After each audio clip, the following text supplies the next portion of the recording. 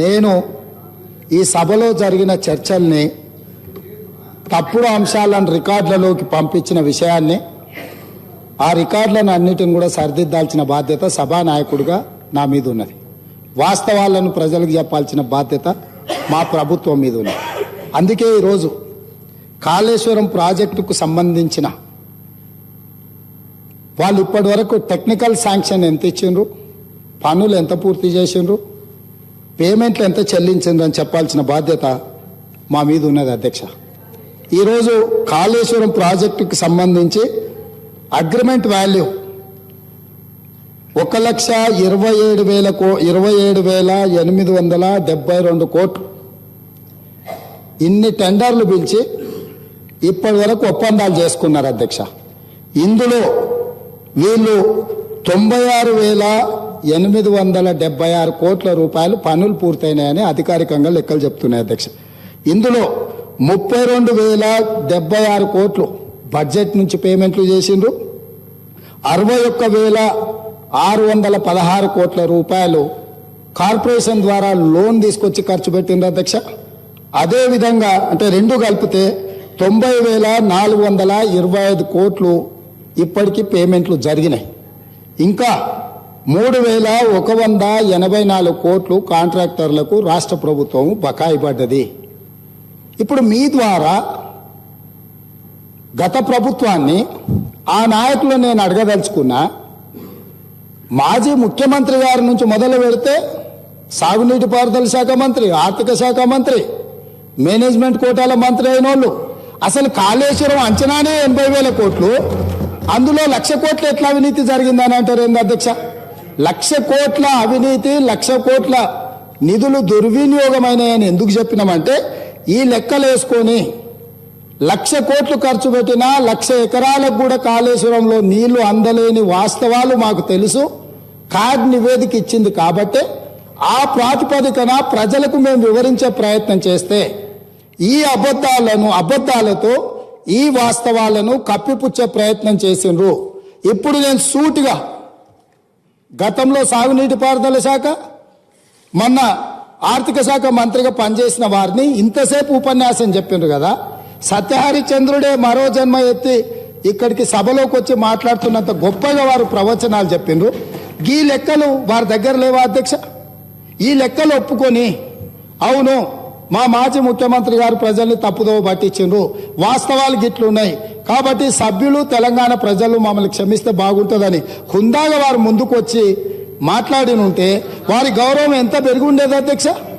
అదేవిధంగా రెండవది అధ్యక్ష, గతంలో మేము సృష్టించిన సంపదను వీళ్ళు తనఖా పెట్టి అప్పులు తీసుకొచ్చిండ్రు. ఉదాహరణ 1-2 విషయాలు చెప్తే ఎక్కువ లోతుకు ఎక్కువ వివరాలు నేను చెప్పదలుచుకోలేదు. ఆర్టీసీకి సంబంధించి మేము నిర్మించిన Jubilee bus stand, Medchal bus stand, రాణిగంజ్తో సహా ఇతర బస్ డిపోలు వీటన్నిటిని కుదువ పెట్టి ఆనాటి ఉమ్మడి రాష్ట్రంలో కాంగ్రెస్ పార్టీ అధికారంలో ఉన్నప్పుడు మేము కూడబెట్టి సంపాదించి వీళ్ళకి ఆస్తులను అప్పచెప్తే 2,886.95 కోట్ల రూపాయలు ఆర్టీసీని గతంలో ఆస్తుల్ని తనఖా పెట్టి అప్పులు తీసుకొచ్చిండ్రు అధ్యక్ష. అదేవిధంగా అధ్యక్ష ఈరోజు వాళ్ళు అదేవిధంగా విద్యుత్ సంస్థలు 2014 కంటే ముందు మేము తెలంగాణ రాష్ట్ర విభజన సందర్భంగా గత ప్రభుత్వానికి అప్పచెప్పిన ఆస్తులను పెట్టి టీఎస్ జెన్కో 2,100 కోట్ల అప్పు తీసుకొచ్చింది. ఎన్పిడిసిఎల్ 2,872 కోట్ల అప్పు తీసుకొచ్చింది. అంటే మేము కష్టపడి సంపాదించి కూడబెట్టి మేము కడుపు కట్టుకొని తరతరాలుగా సంపద సృష్టిస్తే విద్యుత్ శాఖలో 4,972 కోట్ల ఆస్తులను ఈరోజు వాళ్ళు తనఖా పెట్టి అప్పులు తెచ్చి ఇంకా మా మీద ఆరోపణ చేసి గత పాలకులు అని ఇంకా ఎన్ని సంవత్సరాలు ఈ రకమైన చర్చతోని ప్రజల్ని మభ్యపెడతారు అధ్యక్ష.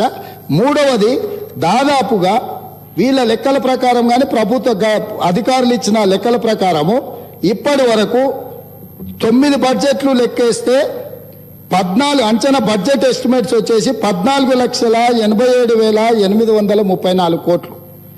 ఖర్చు పెట్టింది 12,24,877 కోట్లు. ఇంకా 23-24 బడ్జెట్ది ఫైనాన్షియల్ ఇయర్ పూర్తి కాలేదు. దాదాపుగా ఇప్పటికీ అందులో 1,48,000 కోట్లు ఖర్చు పెట్టారు.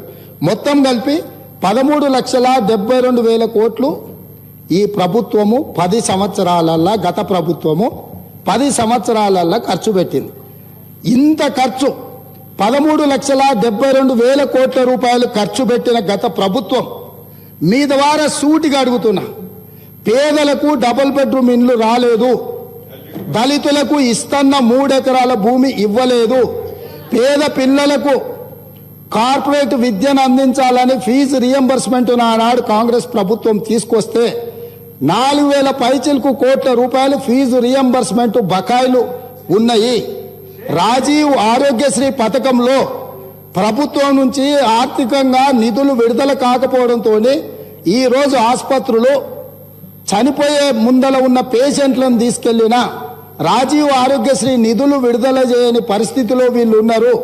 ఈరోజు ఎస్సీ ఎస్టీ ఓబీసీ హాస్టళ్లలో వంటలు వండే వాళ్లకు ఈరోజు ఇవ్వలేని జీతభత్యాలు కానీ వాళ్ళ ఖర్చులు ఇవ్వలేని పరిస్థితి.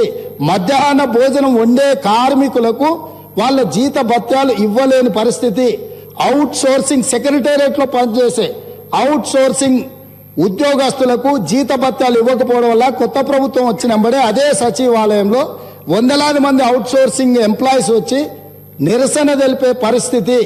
IIIT బాసరలో ఉన్న విద్యార్థులకు సరైన వసతులు, వాళ్లకు సరైన నాణ్యమైన భోజనం అందించకపోవడం వల్ల విద్యార్థులు చచ్చిపోవడమే కాకుండా నెలల తరబడి ఈ ప్రభుత్వాన్ని నిలదీస్తుంటే ఈ ప్రభుత్వం ముఖం చాటేసింది తప్ప ఏ సందర్భంలో కూడా మేమున్నాము అని చెప్పలేని పరిస్థితి. ఈరోజు ప్రభుత్వ ఉద్యోగులకు ప్రతి నెల 1వ తారీఖు నాడు జీతాలు ఇవ్వాల్సిన బాధ్యత నుంచి ఈ ప్రభుత్వము జీతభత్యాలు ఇవ్వలేని పరిస్థితికి వచ్చింది. అదే మీ పెద్ద కొడుకును నేను, కేసీఆరే తెలంగాణ రాష్ట్రంలో ఉన్న పేదోళ్లకు పెద్దోళ్లకు ఆసరా పెన్షన్ వచ్చే వాళ్లకు పెద్ద కొడుకుని అన్నాడు. ఈరోజు 2 నెలలు 3 నెలలు ఆలస్యంగా కూడా కొన్నిసార్లు వాళ్ళ పెన్షన్ పేదవాళ్ళకి ఇచ్చే పరిస్థితి, ఆర్థిక దివాలా ఈరోజు తెలంగాణ రాష్ట్రాన్ని ఆ దిశగా వారు నడిపించారు. ఈరోజు GHMC గ్రేటర్ హైదరాబాదులో కాంగ్రెస్ పార్టీ సృష్టించిన ఔటర్ రింగ్ రోడ్ 159 కిలోమీటర్ల ఔటర్ రింగ్ రోడ్డును ఆనాడు కష్టపడి 6,500 కోట్లతోని 6,000 ఎకరాల భూసేకరణతోని ఒక అద్భుతాన్ని కొన్ని లక్షల కోట్ల రూపాయల ఆస్తిని మేము సృష్టిస్తే 7,300 కోట్లకు ఈ ప్రభుత్వాలు తెగనమ్ముకొని బంగారు గుడ్డు పెట్టే బాతును ఒకటేసారి కోసుకొని తిన్నారు అధ్యక్ష.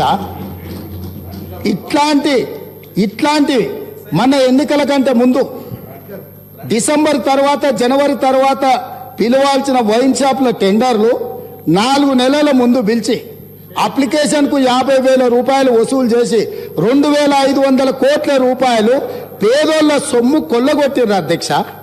సో ఇవాళ 4 నెలల ముందే ఇట్లాంటి పాపాలకు పాల్పడి ఉన్నదంతా తెగనమ్ముకొని వచ్చేవాడు కనీసం నిలదొక్కుకోవడానికో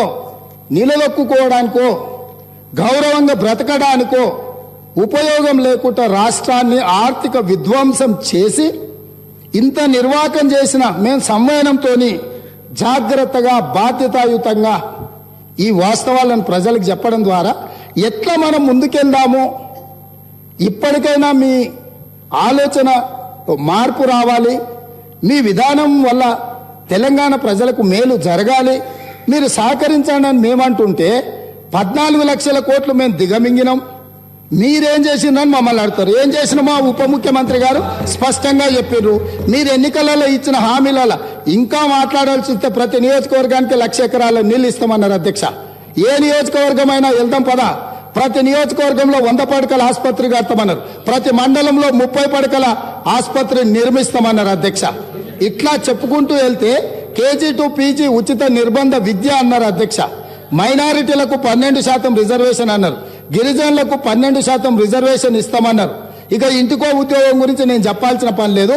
తెలంగాణ రాష్ట్రం వచ్చినప్పుడు ఇదే సభలో మేము అక్కడుండి మేము చిన్నారెడ్డి గారు మేమందరం ప్రశ్న అడిగితే మాజీ ముఖ్యమంత్రి చంద్రశేఖరరావు గారు ఇక్కడనే నిలబడి మొట్టమొదటి శాసనసభ సమావేశంలో రాష్ట్ర విభజన సందర్భంగా 1,07,000 పైచిలకు ఉద్యోగ ఖాళీలు వచ్చినాయి, ఇంకొక సంవత్సరం లోపల పరిపాలనా సౌలభ్యం కోసం ఇంకొక 50,000 ఉద్యోగాలు భర్తీ చేసుకోవాలి, సంవత్సరం తిరిగే వరకు 1,50,000 ఉద్యోగాలను భర్తీ చేస్తాను ఇక్కడి నుంచి ఆనాడు చంద్రశేఖరరావు గారు అన్నారు. వీరే నియమించిన PRC committee chairman Biswal IAS officer గారు ఏం నివేదిక ఇచ్చిండ్రు? 1,91,378 ఉద్యోగ ఖాళీలు ఉన్నాయని 2020-21లో వారు నివేదిక ఇచ్చారు.